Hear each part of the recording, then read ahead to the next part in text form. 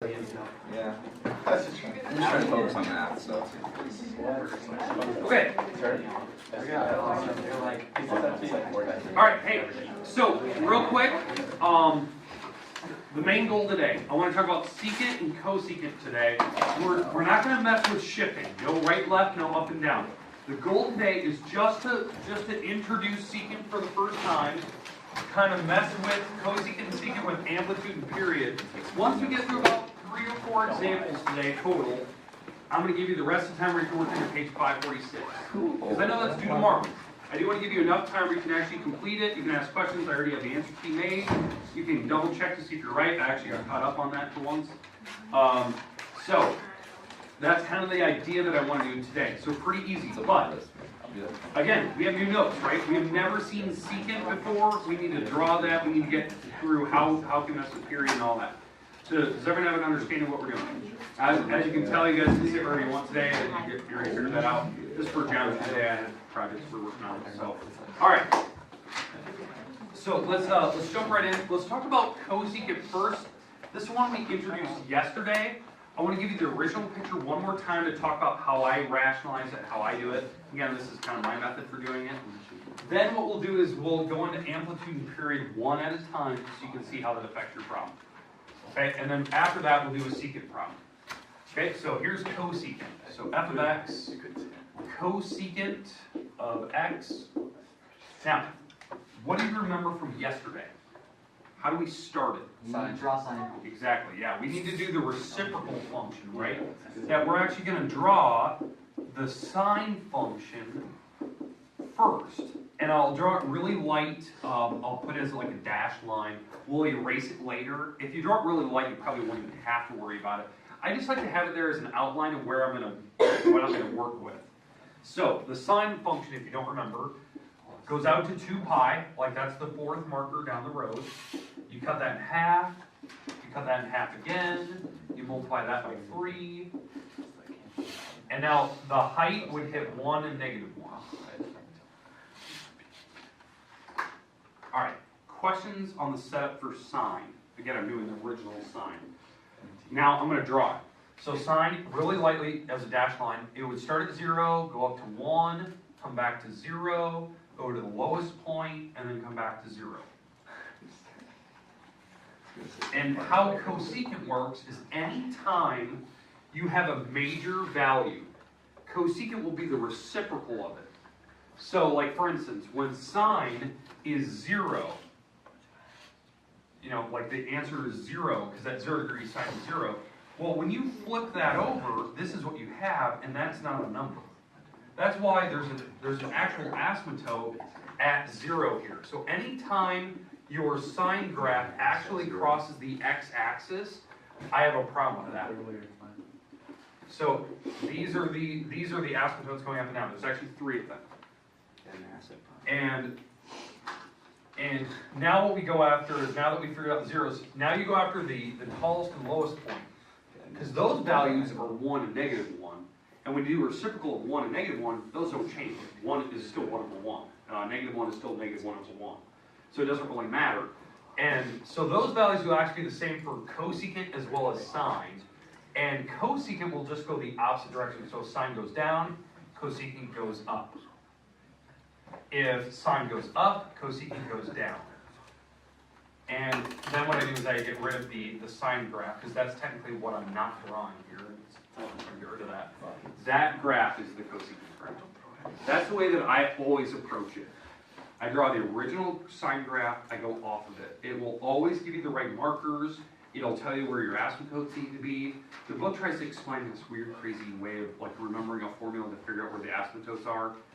That's silly. Just draw the original and just think about it logically. When you hit 0, you can't flip that over. All right, questions on the original drawing? Okay, I'm going to leave this here for right now, because what we're going to do is we're going to mess with it. So let's start with, let's do one problem where we do amplitude by itself. Then we'll do a problem where we mess with period for it by itself, and then we'll go into the next picture, which will be secant. Because I think once you see one of each, you'll kind of get a feeling for how they work. So can somebody give me a number for the amplitude? 7. 7, okay. I should have. All right, so cosecant and we're gonna put a 7 out front. 11. So 7, we're just gonna mess with the amplitude. It's basically the same exact picture, just the amplitude now is 7 times higher. It's taller, it's been stretched vertically. That's correct. So we would still hit the same markers going across, so it's still gonna have, you know, the 4 marks, that'll still be 2 pi is the farthest mark. We'll still hit pi, pi over 2, 3 pi over 2. And now the amplitude is now affected, so now I'm hitting 7 and negative 7. And I'll draw the sine function.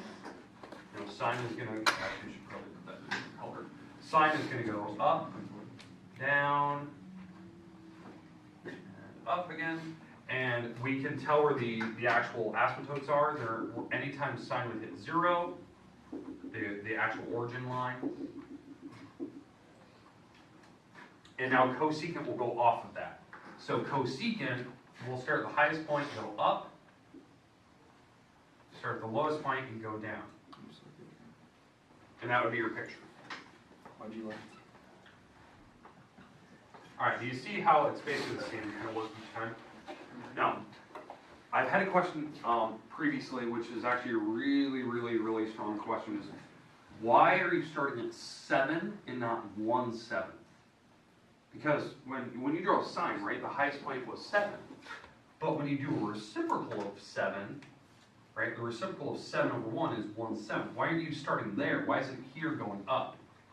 Because you are drawing the sine function, and whatever those answers are, after that fact, you multiply by 7. So you're drawing the normal sine function, whatever it does, going off of that, and then whatever those answers are last, after you draw this, then you multiply all the numbers by 7 last. That's why it's actually starting at 7 and going up. Because the 7 is the last thing you would do to the graph, is multiply by 7. Does that make sense, like why you start at 7 and not 1/7? Because you actually draw the original, then multiply the answers by 7. It was just a really good question, and I mean, it makes sense if you think about it, by the way the numbers work, but I can definitely see why somebody would think it would go at 1/7 instead. All right, so that is amplitude, right? It's the height of the waves. It really, like, the pictures don't look any different. I mean, the only difference was 7. If there was a negative out front, these numbers would be the same. And it'd be the same.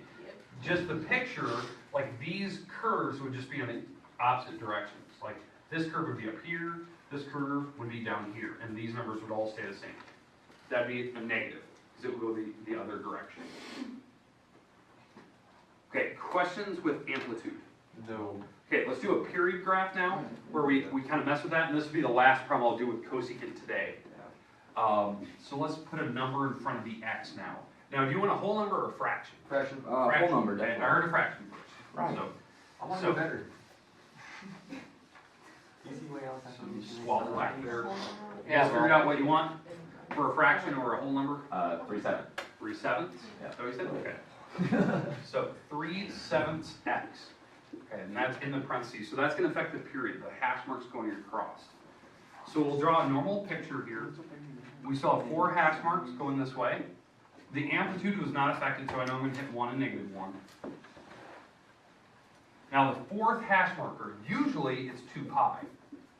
But it's not going to be that way in this case. Because we have to divide by the number that's in front of x. So we're going to divide by 3/7. Now when you do that, when you divide by a fraction, you actually have to multiply by the reciprocal. So that'd be multiplying by 7/3. And so really the 4th marker we're actually going to hit is 14 pi over 3. That's how you simplify it. You take the 2 pi times the 7 on the top, you put the 3 on the bottom. That doesn't simplify if 3 doesn't go into 14 or anything. If this can be simplified, please simplify it before you start. All right. We good with the 4th marker where I'm coming up with it? Yeah. Now there was one particular problem in your homework. I had a lot of questions like yesterday about tangent of x over 4. Now tangent's different, mind you. I know that tangent, you know, the markers don't go up to 2 pi or anything, but this means 1/4. That's what it actually means. So you're actually going to take whatever the normal period length is and divide by 1/4. That's what this means. These are the same thing. So just keep that in mind. I don't think there's anyone that had a real big problem with that. It's just I had a question on it yesterday. I wanted to address it because that's what we're doing here. All right, so now we're hitting this fourth marker. We have to cut that in half. And when you cut this in half, you put a 2 on the bottom. So it actually becomes 14 pi over 6 here. And that does simplify. Simplifies to that. Because you'd actually put a 2 on the bottom, which would make it 6, and 14 over 6 would actually simplify to do this. We cut that in half again by putting a 2 on the bottom, and that does not simplify. And then we multiply this one by 3, which would be 21 pi over 6, and that does simplify to be this. Now, is there any questions with the way I did the markers? I blitzed through that really fast, I'm sorry. So divide by 2, divide by 2, multiply that by 3, and I simplified it the same step. All right, now I'm going to draw this. I'm going to draw what sine would do, and then I'll go off it and draw cosecant. So sine, if I put this in maybe a different color, sine will go up, come back down, go back up, right? And we have asymptotes here. There's an asymptote right here. There's an asymptote right here. There's an asymptote right there. It's anytime I would hit 0. And now cosecant will go the very opposite direction. It'll do this. And I'll get rid of the sine graph because that's technically not what we're drawing here. All right, there you go. Make sense? We affected period, we affected amplitude in the last one. All right, so that's it for cosecant today. I'm not going to do any shifting vertically or horizontal. We'll save those for tomorrow. Done for the day. No, we still got secant. We got one more. We got to talk about secant. All right, now we'll get rid of this. Anyone still need that? All right, let's get rid of this. Okay, we're going to draw secant today, and then we'll be done after I'm done with this one. So, after we do the one example of it. So, all right, for secant, we're going to introduce this today. What do you think I'm going to draw for secant? Like, same thing. Cosine. Yeah, exactly. We're going to do the reciprocal function first, which is cosine. That's the graph we're going to actually draw. And then once we have the cosine drawn, then we can go off of it to draw secant. It'll be the same rules I just showed you a little bit ago. The problem is when we do this, it will have new asymptotes. They'll be in different spots. But the concept's the same. That we're going to go off of it, go the opposite directions. We'll start at the highest, lowest points, that type of thing. Okay, so for cosine, it normally goes out to 2 pi. So that's still the same. And you can cut that in half again, multiply that by 3. We're going to hit 1, -1. Now for cosine, I'll put this in black. Cosine starts at the highest point, goes down to 0, goes to its lowest point, comes back up, and then goes to the highest point. So it looks like a U shape. That's cosine. So did I hit 0 anywhere? Yeah, I hit it twice, right? I hit 0 twice. I hit it right at 90 degrees, and I hit it at 270. That's 3 pi over 2. So now those are where my asymptotes would be, because you can't do a reciprocal of 0. So that's why there's undefined boundaries there. And now that we have that, now I can draw what secant's going to do. Secant's going to go off of this, and when you go off of the original cosine, I go at the highest points. So cosine goes down here, so secant will go up. At the lowest point, cosine goes up, so secant will go down. And over here at the highest point, cosine went down, so secant will go up. And then what I do is I get rid of the original cosine graph. Why'd you only draw one line? What was that? Why'd you only draw one line? Is it one line? Why did you draw one line going in For what are you talking about? at 0? The one you're off. Oh, yeah, so good question, I'm not sure what you're asking. Because this picture continues to the left, so really this thing would go upwards on this side. If we kept putting the hash marks, it would go up over here it would go up, It's not, this is just showing you one picture of it. Right. So it would still continue to the right and left. It would actually just keep doing this. It would go up, down, and there'd be asymptotes every couple of markers. Yeah, good question. I didn't think of that. Yep. All right, questions, comments? Okay, here's what I'm gonna do. I'm gonna give you 2 or 3 minutes right now. I wanna put one of these on the board and I'd like you to try it. Okay, this will be our last example of the day, then you can work on your homework. But I wanna see that everyone can kind of get it, that we're getting the same markers. Okay, so I wanna put some numbers in here. So we're gonna do secant still. So I want you to get at least one practice doing this. So we're gonna do, let's do 1/2 secant 8x. This will be my one example today. Once we're done with this one, then I'll give you the rest of the 20 minutes where you can actually work on your homework. Alright, Ryan, do it in there.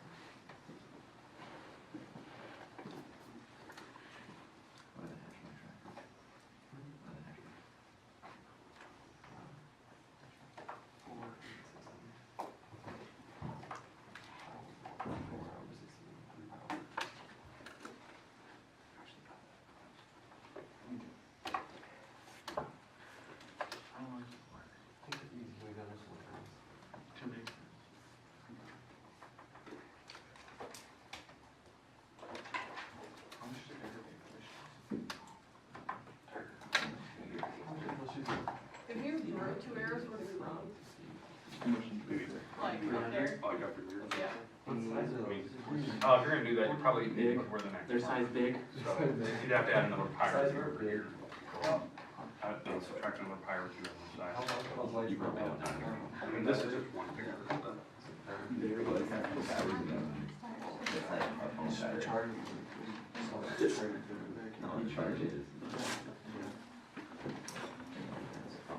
Okay, I'll give you maybe another minute or two. I think we all got it. Okay, group up here, we're done, we're good. Okay, we're done, and then back. Ladies, okay, alright.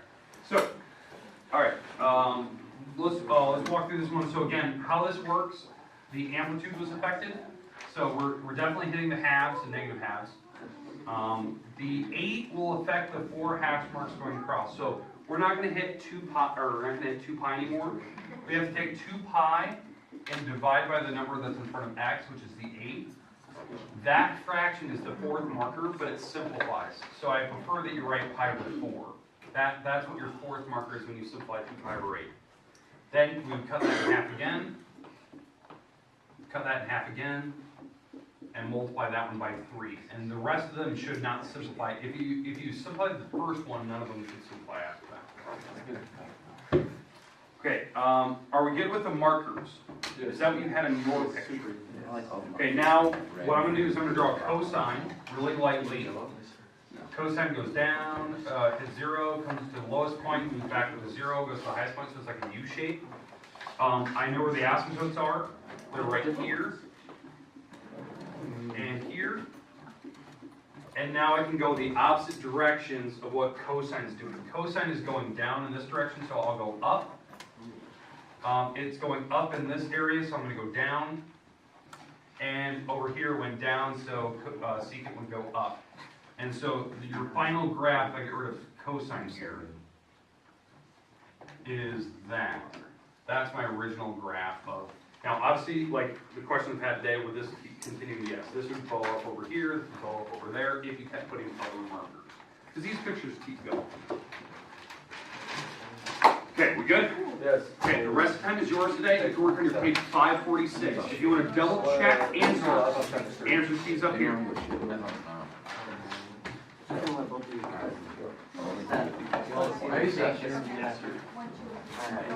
guys ready to go tonight? Yes, sir. Good. What the legal lenses are back here.